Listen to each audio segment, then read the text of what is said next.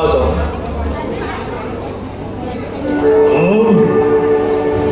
बहुड़ी तुम्हारे पुरा केशव হয় রাজা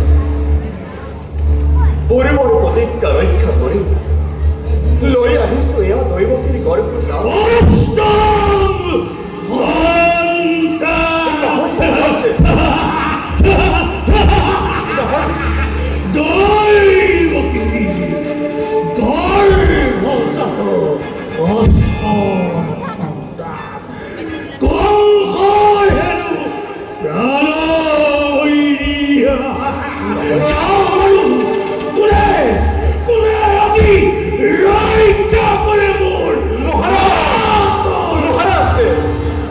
মহারাজ এয়া দৈবতীর গর্ভসারে প্রথম সন্তান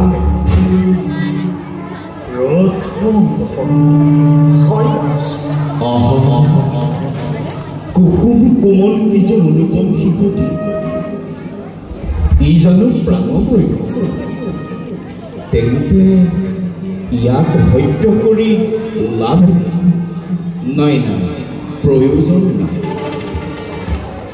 বহুৰে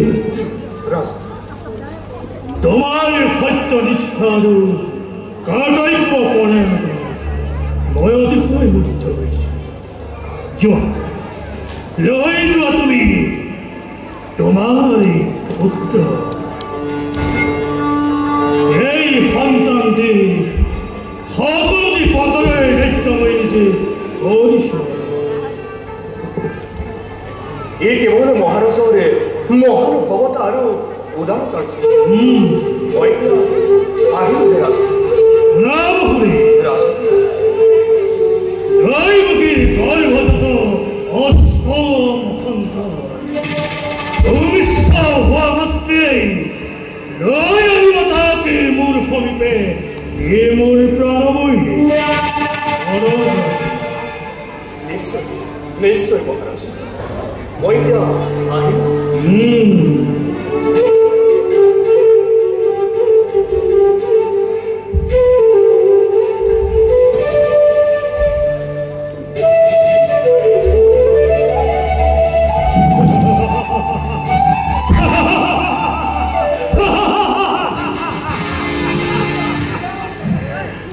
বাসুদেৱৰ দৰে সত্যপৰায়ণ এই জগততেই আৰ চিন্তা কি হল এই দলে এদিন বাসুদেৱে দৈবকী গৰ্ভজাত অষ্টম সন্তান আনি তুলি দিব মোৰ পৰা আৰু মই নিজে প্ৰাণ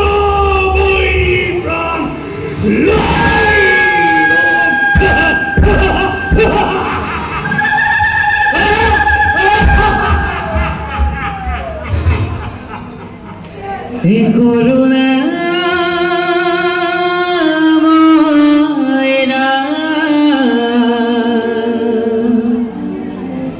করুণা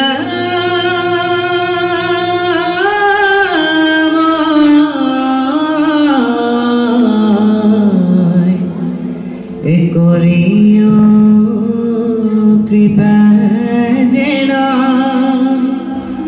ভূষিত হয় করিও কৃপা যেন ভূষিত হয় নারায়ণ নারায়ণ করুণা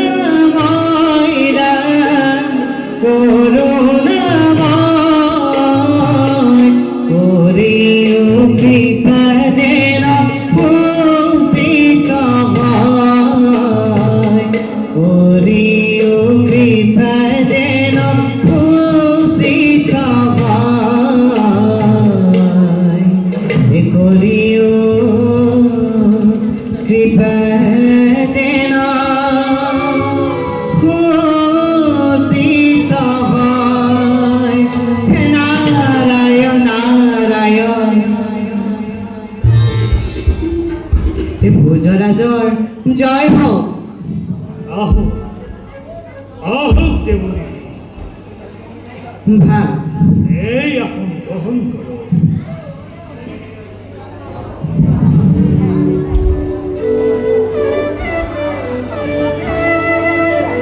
অকস্মাতে এমন কি মধুর আগমন উদ্দেশ্য জানিব পারবে নিশ্চয় নিশ্চয় ভোজৰাজ তোমাক জনাবৰ বাবে এইটো মোৰ আগমন আপোনজনৰ ভৱিষ্যতৰ কিবা অমংগলৰ সূচনা দেখিলে এই মনটো বৰ উদ্বিগ্ন হৈ পৰে সেয়ে ভাবিলো তোমাক অলপ সাৱধান কৰিহে যাওঁ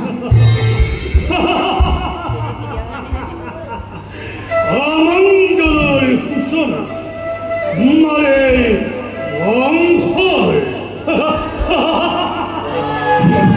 আপনি জানিছে নহয় ভোজৰাজ তুমি একো চিন্তাই কৰিব পৰা নাই কৰিবাৰ কেনেকৈ এই দেৱতাৰ গুপ্ত অভিমতিৰ কিবা ভূ পালেহে তুমি ভোজৰাজ দেবতায় অৰাজন্ত কৰে কিন্তু এই বংশৰ সম্পদ যে সকল বিফল হয়ে পড়িব এই কথাও ভালদৰে জানি থ বেশ শুনি সন্তোষ পালো পিছে নিৰাপত্তা হ'ব খুজিছা কিদৰে ভোজৰাজ কোনে আকাশী বাণীৰ পৰা জানিব পাৰিম দৈৱকী গৰ্ভজাত অষ্টম সন্তান হ'ব দৈৱকী বাকীকেইটা সন্তানৰ প্ৰতি মোৰ কোনো আক্ৰোশ নাই এইহে মই প্ৰথম সন্তানটি বধ কৰি কি ফিৰাই দিব পঠালা নাৰায়ণ নাৰায়ণ শাপগ্ৰস্ত মনুৰ 6 সন্তান দৈবকীৰ গৰ্ভত যাত্ৰী তোমার দ্বারাই যে নিষ্কৃতি লভিব সেই কথাটো তুমি নাজানা কম সেই কাম তোমার দ্বারাই কৰাব লাগিব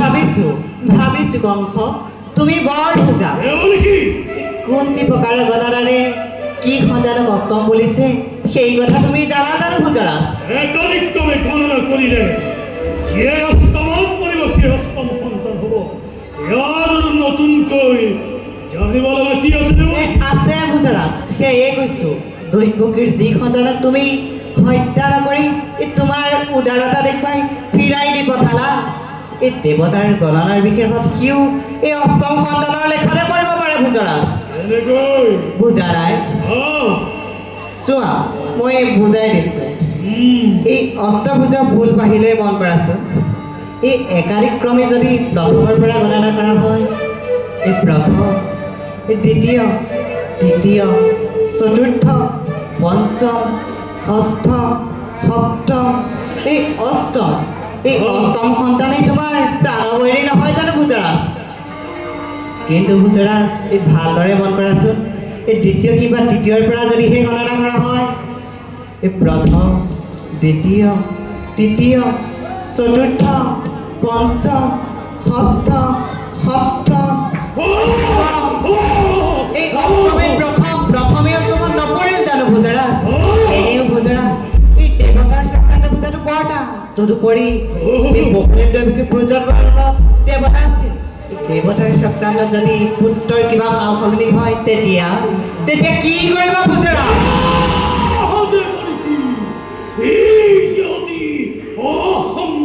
এই ভোজৰা এই দেৱতাৰ চক্ৰান্তত অসম্ভৱ বুলি কোনো কথাই থাকিব নোৱাৰে এই ভোজৰা এই আজি তুমি ৰজা এই তেওঁ তোমাৰ অন্নদাতা এই কালিলৈ তাৰ বিপৰীত নোহোৱাটো সমানে সত্য নহয় জানো ভোজৰা প্ৰথমেই অষ্টমেই প্ৰথম কিয় হ'ব নোৱাৰে ভোজৰা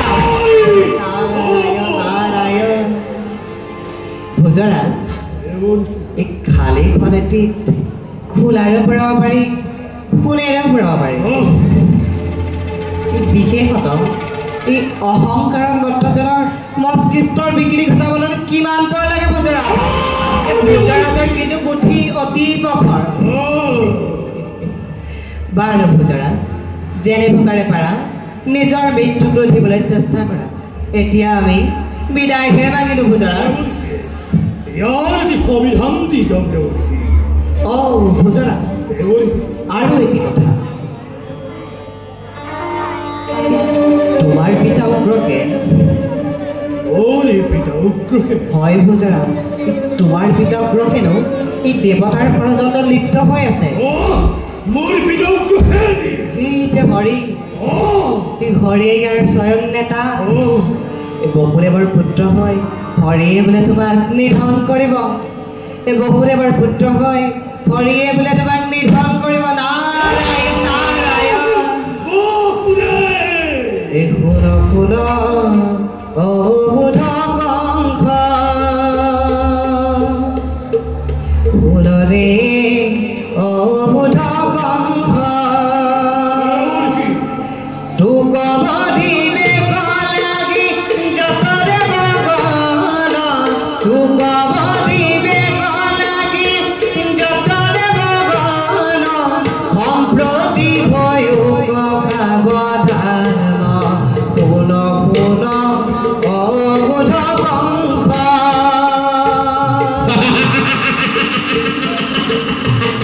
তোৰ পিতা উগ্ৰসেন এই ষড়যন্ত্ৰ লিপ্ত হইয়াছে। হৰি হৰি স্বয়ং নেতা। গোকুলৰ ঘৰে ঘৰে হৰি জন্ম হৈ তোক নিধন কৰিব কংস।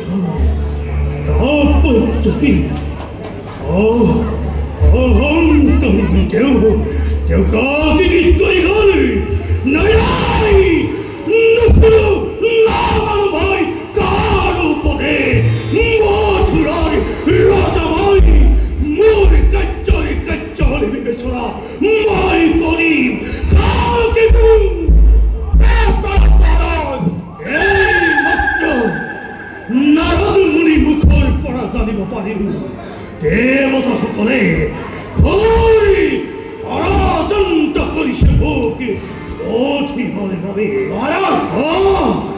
এই কাৰ্যত সহায় কৰিছে স্বয়ং হৰি পিতৃয়ে। কালকেতু হৰিয়াৰ স্বয়ং নেতা। ইহঁতৰে কুশলে ব্যৱস্থা কৰিব লাগে। কোৱা কালকেতু, তুমি পাৰিবা? পাৰিম মহাৰাজ, নিশ্চয় পাৰিম। দেৱতাৰ এনে হীন ষড়যন্ত্ৰত হৰিহৰি খিৰাই খিৰাই মোৰ তপ্ত হৈছে উথলিত। দেৱৰ সিনাত গৰম হিত আহিলো মহাৰাজ। সেয়েহে আহি ৰামক চলালে। মহাৰাজ কুশাবদ্ধ শিৱৰ উঠিছে উথলি। লগে তক দেৱতাৰ তেজ, লগে তক চিন্নতি সেই অবুধ মহাৰাজ।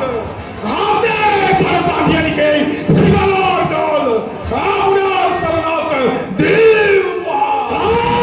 পূৰ্বেই তুমি বসুদেৱ দৈৱকী কাৰাগাৰলৈ অনা। প্ৰথম তৃতীয় কিংবা যিয়েই নহওক, দৈৱকীৰ সন্তান মাত্ৰে কাকো ৰেহাই নিদিবা। আৰু শুনা কালকেতু, যত মানে আছে যাদৱগণ, কাকো কতো তুমি বাকী নাৰাখিবা। অহিৰে পিদাৰি হিয়া পিণ্ড ৰূপাৰি আনিবা। চাওঁ বাৰু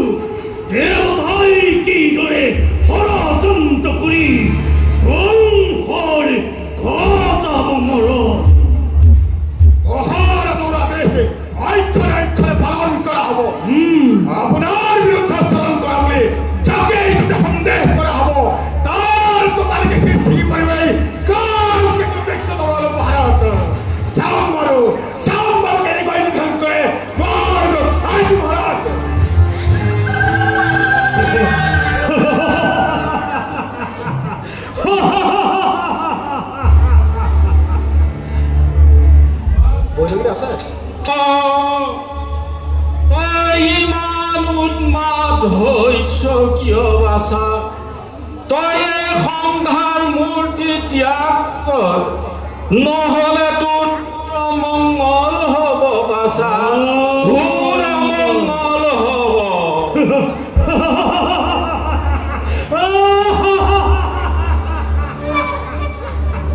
পিতা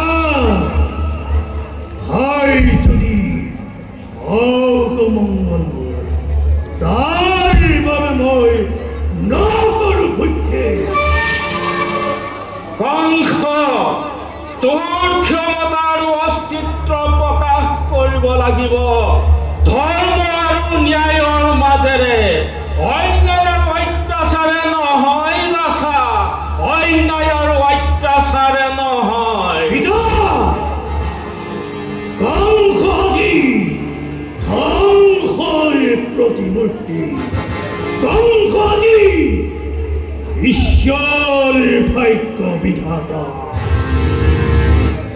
কংস মূৰ্খ ভোজ বংশত তই এটা ধূমকেতু হৈ জনম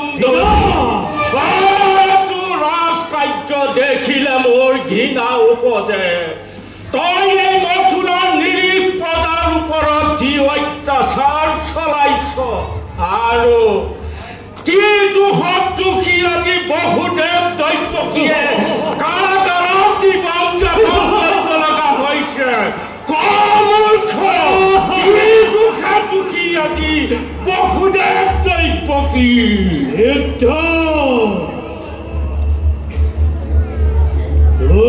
কি নাজানা তুমি নালাগে জানিব দৈবকীৰ সন্তানগুণৰ কাৰণে অতি উত্তমভাৱে বৈঠশিলা প্ৰস্তুত কৰা হৈছে যিদিনা দৈবকীৰ গৰ্ভৰ পৰা অষ্টম সন্তানক আজুৰি আনি এই বৈঠশিলাত নিক্ষেপ কৰি এইদিনা বুজিবা বহুদেৱ দৈবকী কি দুখে দুখী মূৰ্খ জগতত এজন বিচাৰকৰ্তা আছে তোৰ এই ৰাজসিংহাসন এই ৰাজসভাৰণ এদিন শ্মশানত পৰিণত হ'ব তেতিয়া কি কৰিবি মূৰ্খ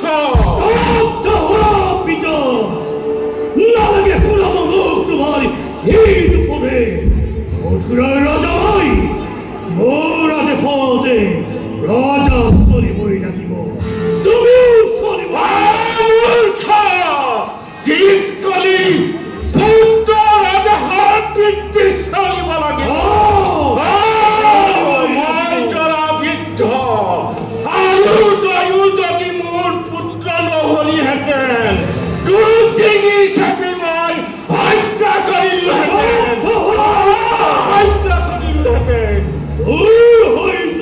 সন্মানে মোৰ সন্মুখৰ পৰা যদি নাযাওঁ তোমাক বন্দী কৰিবলৈ তই মোক বন্দী কৰিবি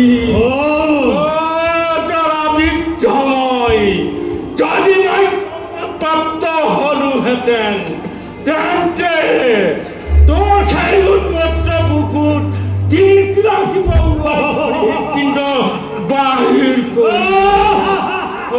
কোন আছা মোকে তৰোৱাল দিয়া মোকে তৰোৱাল দিয়া এই গুণাগাৰ পুত্ৰৰ বুকুত মই